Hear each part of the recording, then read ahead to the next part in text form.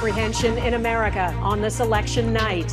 The signs of record turnout and the cautious optimism from both sides. We must finish strong. We went in with a very big lead today. The warning to would-be troublemakers. Anybody who thinks it's time to play militia, F around and find out.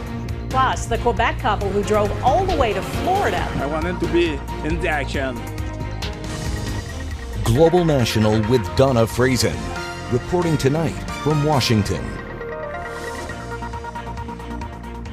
Good evening and thanks for joining us. The campaign is finally over and now it's all about what's left of the voting and the ballot counting, which is underway now. Polls have closed in nearly 30 states, including Pennsylvania, Georgia, North Carolina, many others. There were lineups at polling places across the country today, and some states look like they might be on track for record turnout. We have team coverage tonight with reporters in Florida and the swing states of Pennsylvania and Michigan. And our Washington Bureau Chief Jackson Prosko is with me here. Jackson, early results so far, very early. Is there anything that we can read into them at this point? I mean, I think everything we're seeing so far is conclusive with the idea of this being a very, very close election, which is exactly what the polls have been saying all along. Now, how that shakes out in the Electoral College is what we're waiting to see. But popular vote, it's very, very close. And there was so much concern going into this election about the potential for violence or incidents happening at the polling places. Have we seen any evidence of that? We have. So two things have happened today. One is record turnout, which of course clogs things up at the polling stations. And then we've had this series of bomb threats at polling stations in Georgia, Wisconsin, and Michigan.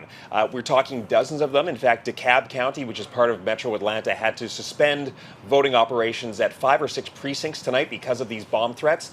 The FBI actually says they are linked back to Russia and are coming from web addresses and email addresses in Russia. So they're going to be extending voting hours at some of these locations. But this is exactly the kind of thing that law enforcement has been warning about leading up to this election. And it means the vote count will be even a bit later in those places that are undergoing these extensions of the voting time. And Jackson, we all want to know the results right away. Who doesn't, right? We've been waiting how long for this, but it's not going to happen tonight, is it? No, and if things are as close as they appear to be right now, even a place like Georgia that has promised to get us results a whole lot faster may not actually give us a conclusive result tonight, because if it's within a certain margin, it will take a long time to wait for those, mail-in ballots and overseas ballots. There could be recounts in some of these places. And then you've got states like Pennsylvania and Wisconsin and Michigan, which told us all along it could take until Wednesday or Thursday for final results because of the amount of mail-in votes. And so the question becomes, what do the candidates do in this waiting time? I know a lot of concern about Donald Trump maybe claiming victory early. We don't know how that's going to play out, but it's one thing to watch here. And a reminder that back in 2020, it did take 4 days for a winner to be declared because of all the counting of mail-in ballots. Jackson, thanks. There are 7 so-called swing states or battleground states that are considered very tight races, and voting in some of them is already closed. Eric Sorensen is watching it all. Eric, what are you seeing at this early stage? Well, as you and Jackson were talking about, what we're seeing so far is what you would expect to see, that Donald Trump is winning the states across the South, as expected. Up in the Northeast of the United States, some of those states are going to Kamala Harris already. There is nothing that is a surprise. It's entirely as expected. And so if everything goes as expected all the way across the country, including out to California, where Kamala Harris is expected to do very well, at that point, it comes down to those 7 battleground states. And here's what they look like. And at this point, if Kamala Harris wins all the states that she's expected to win, she can then get to 270 with Wisconsin, Michigan, Pennsylvania. That's the blue wall. That would get her to 270. All of those southern states that are in the battlegrounds, they wouldn't help Trump. He would only be at 268. However, if Trump were to win Georgia, North Carolina, and he were to win Pennsylvania, well, then he would be at 270. Now, that's just one possibility, but it shows the importance of all of these states and just how close it is and how vital Pennsylvania is. So let's take a quick look and see where things stand in Pennsylvania at the moment. And you can see that it looks a little bit unbalanced. These are just some of the earliest votes. Kamala Harris is way ahead, but that's just because some of those ballots have gone to her so far. You can remember actually 4 years ago, Trump had a lead of 600,000 votes early on. So we can't make too much of this yet. Let's see what's happening in North Carolina. In North Carolina, Kamala Harris is also leading right now, which is an interesting result. And it is, well, just look how close that is. In fact, just in the last moments here, Trump has gone ahead. So you have 800,000 votes cast, and Trump has a lead of 16. Let's have a look at the map of North Carolina, see if we can gain anything from that. You can see that around the urban centers, around Raleigh-Durham and around Charlotte and Mecklenburg County, right now those are favoring Harris, of course, and then the rural counties are going to Trump. But let's look at Nash County, that's just to the east of Raleigh. We're looking at this because it's small, but it's interesting. Trump won this in 2016 by less than a point. Biden won it by less than a point in 2020. So it is, it is a bellwether county. And right now, Harris has a lead, quite a lead. And so it'll be interesting to watch to see if somehow that is a harbinger of what might happen in North Carolina. There's one other thing we wanted to show you tonight already, and that is a Senate race that's important to look at, and that's West Virginia. And this represents for the Republicans a takeaway from the Democrats because Jim Manchin retired. Jim Justice, the former governor of West Virginia, is winning West Virginia as in the Senate. So the Democrats, who had a lead of 51 to 49, effectively that's now at 50 to 50. And the Republicans are looking to make up more gains in the Senate as the night goes on. Donna. All right, looking for harbingers. Eric Sorensen, thank you. Kamala Harris wrapped up her 107-day-long campaign today with a series of radio interviews. And tonight there will be a Harris watch party at Howard University here in Washington, D.C. Neetu Garcha is there. Neetu.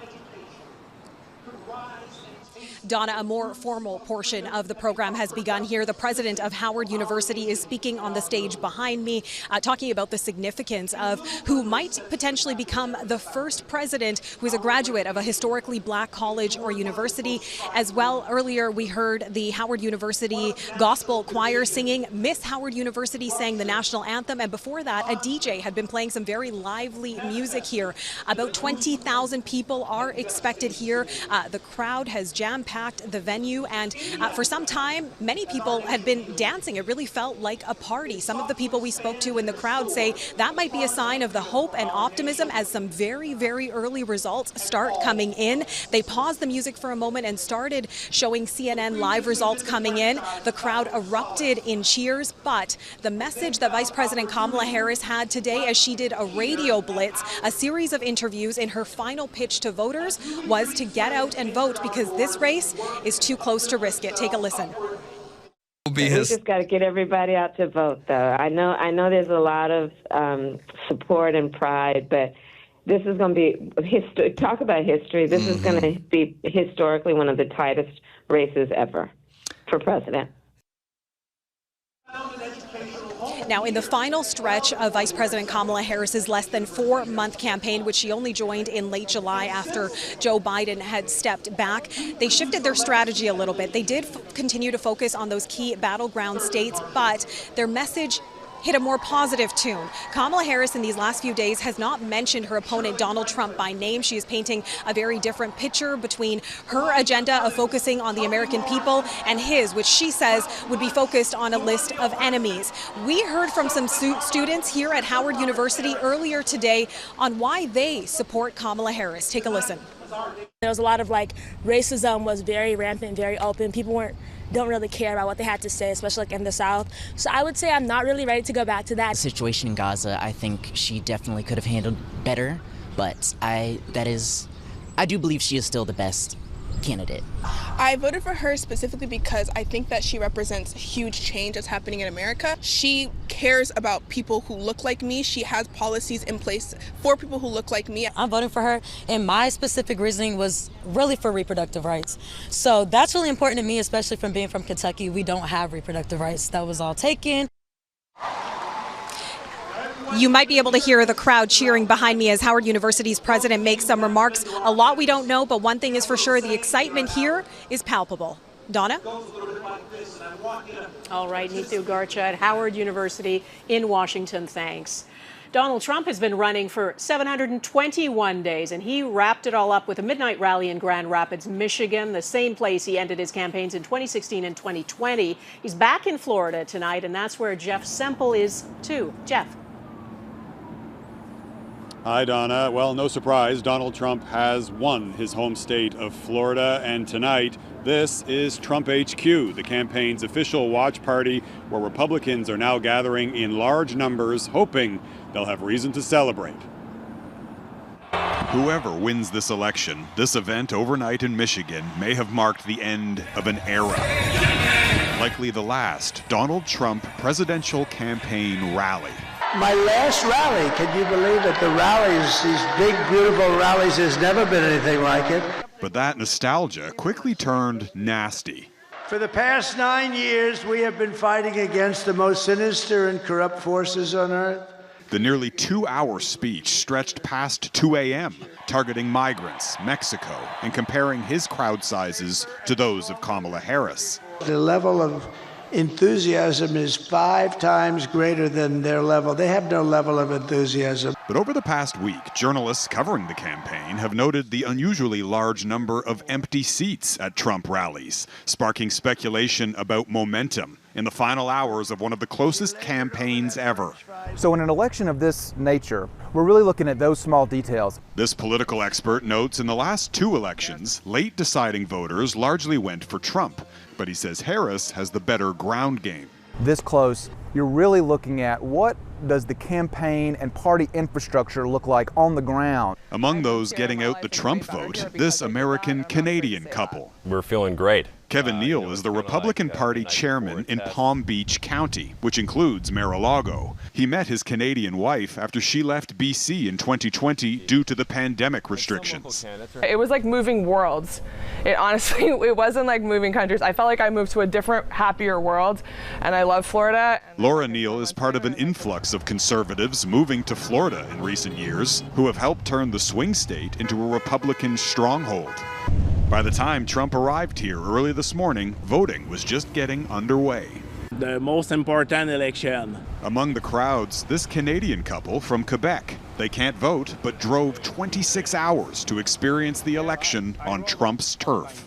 I want to feel the election. It's not the same thing in Trois-Rivières in Canada. I wanted to be in the action. And Trump himself is expected to arrive at this event here later this evening. And as you can see, security is extensive, with the security perimeter layers of fences reaching hundreds of meters down this street. In a campaign that has seen 2 apparent assassination attempts, security services here, Donna, clearly not taking any chances.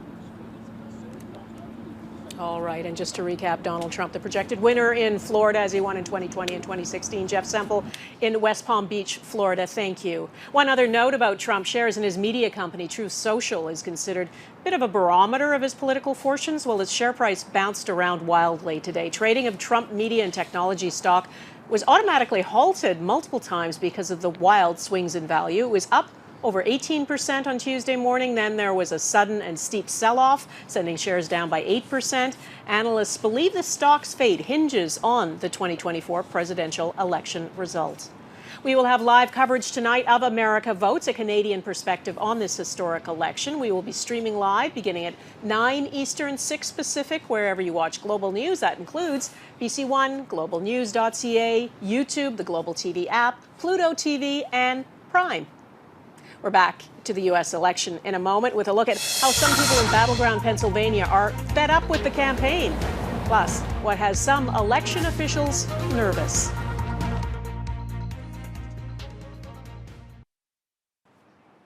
Welcome back to Washington. In Pennsylvania, a judge ordered one county to extend its voting hours by 2 hours because of a software malfunction that prevented voters from scanning completed ballots. With its 19 electoral college votes, Pennsylvania is considered a must-win state. It was a tipping point for Donald Trump in 2016 and for Joe Biden in 2020. Mike Armstrong is there, speaking to voters. In the biggest city in the biggest swing state, this election has been long and a lot. Oh, we've never seen a line here, ever. Voters were out early, excited to cast their ballot for the candidate they felt passionately about or against the candidate they felt passionately about. But in both cases, it's exhilarating and basically happy to be putting the campaign in the rearview mirror. It feels very petty. I mean, that's just the state of politics now. The past week or two, I would say the calls and texts have really picked up. Yeah, we've just been inundated with, mail and text. It's the forefront, I think, of everybody's mind, and I think there's there's fatigue. Oh, yeah. Yeah. Well, Dan Strickler spent the morning promoting Democratic candidates to people in line. He's spent the last month knocking on thousands of doors canvassing for Kamala Harris. He's felt the frustration. The last few days, it would be a situation where I go up to the door and someone would go, "Look, 6 people have been here already." You know, if one more person comes, I'm not going to vote. I'm not going to vote. Now, it's the period after the voting that has election officials nervous, the time between the polls closing and final results. 4 more years! That's when conspiracy theories started flying in 2020, and the anger was ratcheted up. We want the truth. Philadelphia's district attorney has a colorful warning for anyone planning trouble. Anybody who tries to mess with this election, intimidate, buy, bully, anybody who tries to do that, F around and find out. Now, Philadelphia is trying to speed things up. They've moved counting from the convention center to a new permanent facility, and there are also fewer mail-in ballots to count. The last election was during the pandemic. It took this state 4 days to come up with final results in 2020. It shouldn't take that long this time. It could, but it's not supposed to. Donna? Okay. Well, we'll wait for that. Mike Armstrong in Philadelphia, thanks. Ahead, what's motivating Arab American voters in the battleground state of Michigan. Global National is back from Washington in a moment.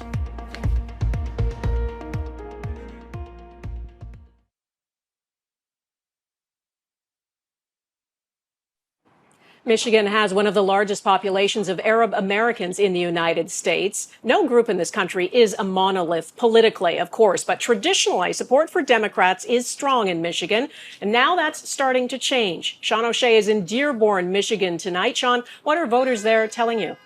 Donna, over the last 3 days, many people in this community say they're ready to make a change. And in a race that's expected to be very tight, any vote switch could make a big difference in the outcome.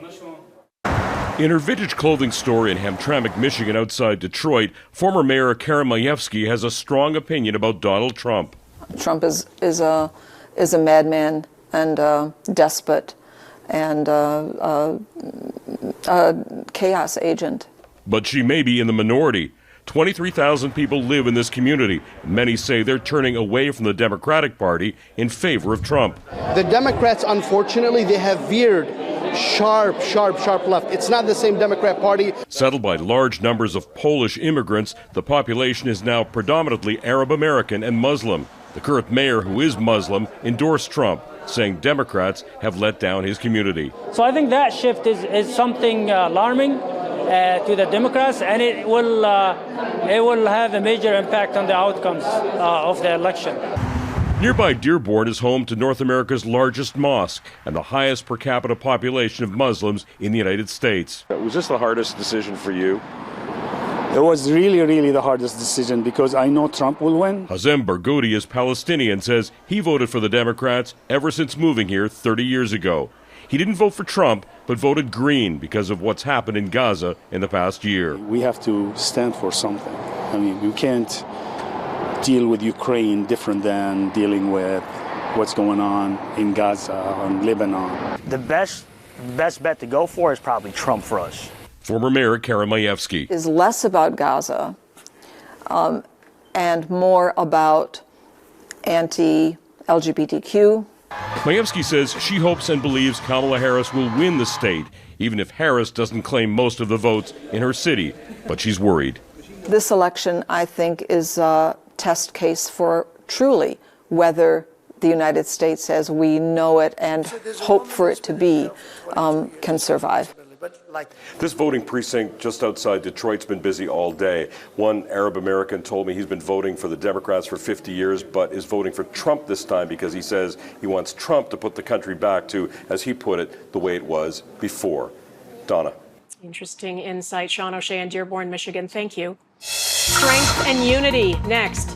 Overlooked symbols of America's strong foundations. Global National is back from Washington in a moment.